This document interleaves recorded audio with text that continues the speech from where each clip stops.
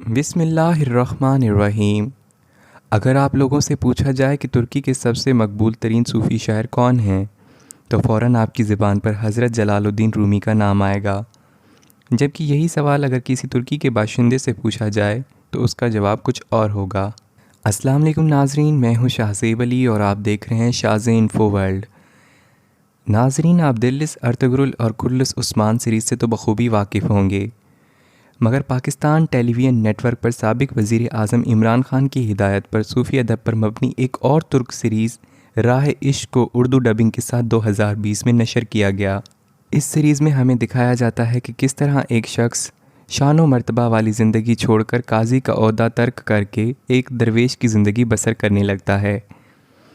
नाज़रीन गिरामी, इस सीरीज़ में दिखाया जाता है कि यूनुस एमरे अपनी तालीम हासिल करने के बाद नालिहान में काजी के ओहदे पर फायज़ होते हैं और उनका मकसद होता है अदल कायम करना। मुझे अदल करना है, सिर्फ अदल। अदल के क़याम के लिए वो जो इक़दामात करते हैं उनसे लोगों में उनकी दद बैठ जाती है।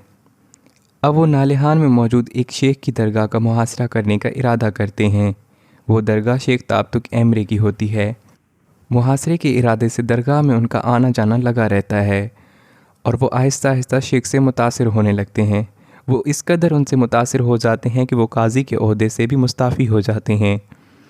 शेख ताबतुक एमरे से आपने रूहानियत के आसार व रमूज़ सीखने के लिए 40 साल उनकी खिदमत में गुजारे। एक तरफ जहाँ यूनुस एमरे इतनी शान व मर्तबा वाली ज़िंदगी बसर कर रहे थे, मुस्ताफ़ी होने के बाद यूनुस एमरे दरगाह की सफाई भी करते रहे और वो लकड़ियाँ भी काट कर लाते रहे। शेख ताबतुक एमरे ने उन्हें कठिन आजमाइशों से गुजारा, यहाँ तक कि वो कई बार बहुत थक जाते और दरगाह छोड़कर चले जाते थे। कठिन मनाजिल तय करने के बाद यूनुस एमरे की शादी ताबतुक एमरे की बेटी से ही होती है। यूनुस एमरे का ज़माना आजमाइशों का ज़माना था। इस ज़माने में सकूत बगदाद के बाद कोनिया पर सल्जोक तुर्क हुक्मरान थे। जिस दौर में सल्जोकी, मंगोल और मुख्तलिफ़ कबाइल लड़ाइयों में मसरूफ़ थे, इस वक्त यूनुस एमरे ने भाईचारे का पैगाम फैलाया और सबको इत्तेहाद, इत्तफ़ाक़ और आपस में मिलजुल कर रहने की तलकीन की।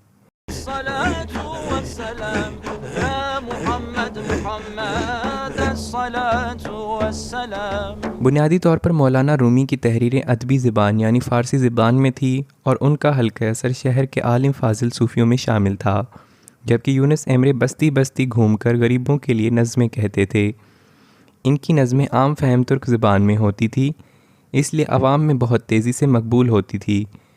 तुर्की में आपको नहायत इज़्ज़त व एहतराम हासिल हुआ, यहाँ तक कि आपको रूमी से भी बड़ा शायर समझा जाने लगा। नाज़रीन गिरामी, यहाँ सवाल ये उठता है कि अगर यूनुस एमरे वाकई इतने बड़े शायर थे तो उनका तहरीरी हिस्सा हमें क्यों नहीं पढ़ने को मिलता। तो इसके मुतल्लिक भी एक वाक़या मशहूर है कि सूफ़ी बुज़ुर्ग ताबतुक एमरे का एक और मुरीद मुल्ला कासिम था।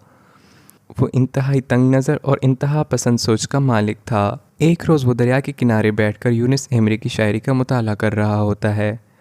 वो एक के बाद एक सफ़ा पलटता है और उसे खुराफात बोलकर तोड़ मरोड़ कर पानी में बहा देता है।